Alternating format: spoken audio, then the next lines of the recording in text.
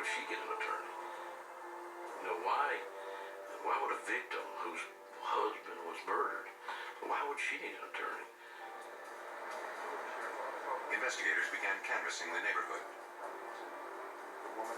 They hoped someone might have seen something that would pinpoint the killer. We learned of Jack and Linda's relationship from various people, and it was a stormy relationship. Supposedly they just weren't happy. According to neighbors, Jack Jones was having an affair, and Linda had discovered it.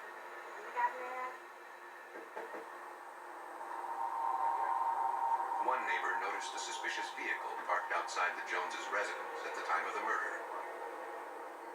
It was a maroon van, and it had dark tinted windows.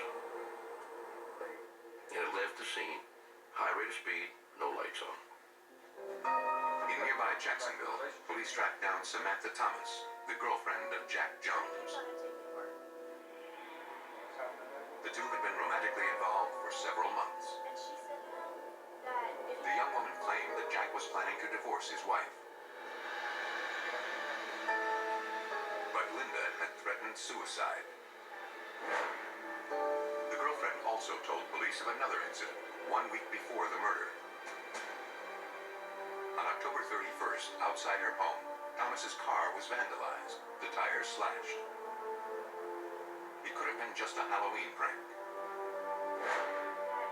But according to his girlfriend, Jack Jones felt differently. Jack felt like Linda was behind it just due to all the ruckus she was raising about Samantha and his relationship. The story seemed a bit odd, but Waugh's next find only increased his suspicions. According to their insurance policy, Linda Jones would receive $500,000 in the event of her husband's death. It was a compelling motive, but to prove murder, investigators would have to turn to the evidence. Though Linda Jones maintained her silence, the duct tape spoke volumes. Don Walters, a crime analyst with the Florida Department of Law Enforcement, examined scraps of tape collected by police at the crime scene. Minute details grabbed her attention. Some of the duct tape that was submitted was pulled apart or torn apart, and some of the duct tape that was submitted appeared to have been cut. Duct tape found on the victim was stretched and frayed, signs that the man had struggled to break free. Tape wrapped around the wrists of his wife, however, bore a tiny triangular pattern. The duct tape was determined to have been cut by what appeared to be pinking shears or another similar cutting instrument. Walters also looked for fingerprints, but none were visible. At least, not to the naked eye. I decided to use the cyanoacrylate ester fuming process, otherwise known as the superglue process. The superglue fuming process is done by adding superglue drops to sodium hydroxide soaked cotton, which then begins to fume, and these fumes will adhere to the latent print residue that's present on an item. Then I used white fingerprint powder to further enhance the print. Within seconds, an image came into view. Linda Jones had not torn the duct tape from her wrists. And now police had not one, but two fingerprints to prove it. Someone had cut her free on the night of the murder. Hi, Kathy Mitchell, there's my new Red Copper 5-minute chef. You're gonna love the way this kitchen wonder makes delicious home-cooked food in a flash. Making omelets in a fry pan is time-consuming and such a mess. Well, try this. Place in sauce. Lips, pinned under the inspiration of the Holy Ghost. They have been pertinent, relative, but maybe never before. My road trip companion. It's kind of my quiet alone time. Yeah, I really did. I mean, there was a moment of despair that I had kind of gone through where, you know, I was actually just ready for them to kind of pull the plug. Wow. I cannot even imagine that feeling. when we talk about there's a with no fuss.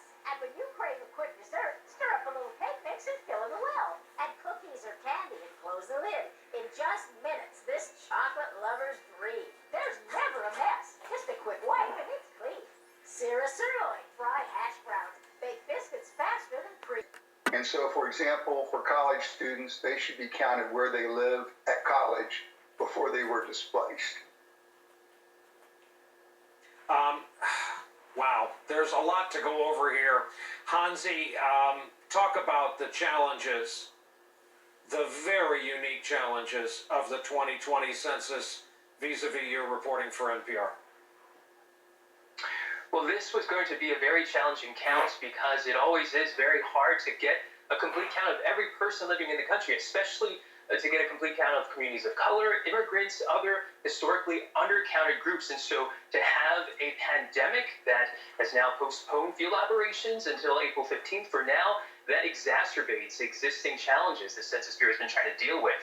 So it's a big question right now of how the Census Bureau will count, for example, the people experiencing homelessness, folks who are living in Puerto Rico, as well as other places that are experiencing or recovering from natural disasters. These are all groups that we're supposed to be.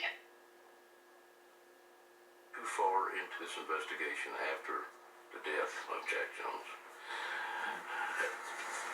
I had felt like that this was going to be a murder for hire. Police then got a tip that confirmed their suspicions. An anonymous source accused a local man of being involved in the crime. He was a landscaper named Donald Bradley. Police took a closer look at him. We determined that Donald Bradley owned a maroon van with dark tinted windows. The description of the van matched the one police were looking for. A review of his landscaping business finances led to the accounting office in Jacksonville, where Linda Jones worked.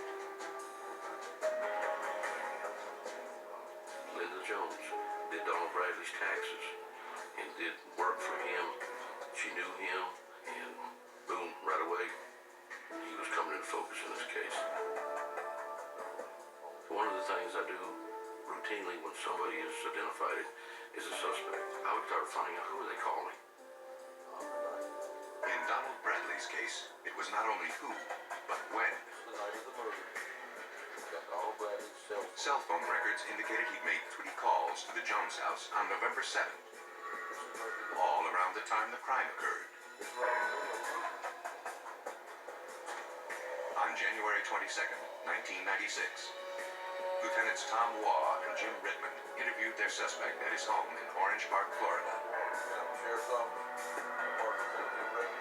Bradley admitted he knew the Joneses, but said he had no knowledge of the crime.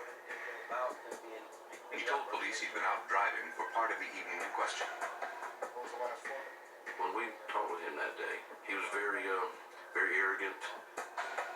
Detectives soon revealed their hand. We got a 911 call. When we started telling him about the phone calls to the house, he said, yes, it was concerning taxes. And then he was very, very nervous, and you could tell he kind of didn't know where to go but hold his composure. I would ask him, Donald, how could Linda be talking about taxes with you on the telephone when she's duct taped and her husband's being beat to death and some guy's sitting on her in the living room of their house? I mean, how could this happen? And he couldn't answer that. For Lieutenant Redmond, Donald Bradley's story was unbelievable. We felt pretty confident at that point that he was somehow involved with the murder of Jack Jones. All the detectives had was a hunch. To make an arrest, they needed evidence. They got a search warrant to seize Bradley's van. Blood, hair, carpet fibers. Investigators searched for anything that might link Donald Bradley to the killing of Jack Jones. But the van was spotless. It had been scrubbed clean. Detectives caught a break several weeks later when Bradley was arrested on an unrelated charge. They interrogated the suspect, who changed his story slightly. He admitted Linda Jones had approached him to kill her husband, but he claimed he had refused. Bradley made up a story about Linda having murdered Jack Jones and used this African war club to do it with. His story seemed implausible. But with his fingerprints now in the system, they could finally compare his prints to those found on the duct tape. For investigators, it was one step forward, two steps back. Bradley's prints did not match, which meant at least one more accomplice was still on the loose. Everybody has a visor in their car, but a visor in the wrong place can actually make it harder to see. Nick Bolton here with the latest from Bell & Howell. We call it Tac Visor. Inspired by the face shields. Tape. The prints belonged to Jeremy Harrison. Finally, they had their proof. They presented what they had found to Harrison. He started to talk. He had no problems in telling us that he was involved in the murder and that Bradley was involved in the murder. But there was a third person, and he wouldn't discuss who that third person was, and he was holding back for a reason. Harrison wouldn't point his finger at the third suspect. It seemed the investigator had hit another brick wall. Then they learned of a family connection that seemed likely to provide them with the break they so desperately needed. It was shortly thereafter that we learned of his brother. Jonathan Harrison was picked up for questioning. We left the door open in the interview room, and we let his brother walk by. And his brother looked at him and said, "I told him everything, give it up, bro." After eluding suspicion for nearly a year, both Jeremy and Jonathan Harrison confessed. According to the Harrison brothers, the weapon used on the night of the crime was an ancient Zulu warrior stick. The artifact had been stolen from a local man who hunted big game in Africa. The hunter provided a full description of the club, but it was never recovered by police. On September 14, 1996, law enforcement officials arrested Donald Bradley and charged him with murder and conspiracy to commit murder in the first degree.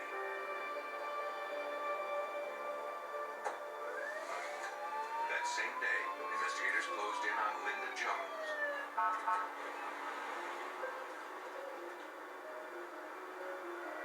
A woman betrayed by an unfaithful spouse and her own unrestrained brutality. Linda Jones wanted her husband back. When she finally came to the conclusion that that was never going to happen, then it became a matter of money. And I guess in her own mind, she felt like she was not going to get the kind of money she desired from a divorce. Investigators pieced together the events that led to Jack Jones's murder. According to the brothers, Donald had contacted him. He said he would pay him $100 apiece to go beat this guy up. And that's what they thought they were going to do. Donald Bradley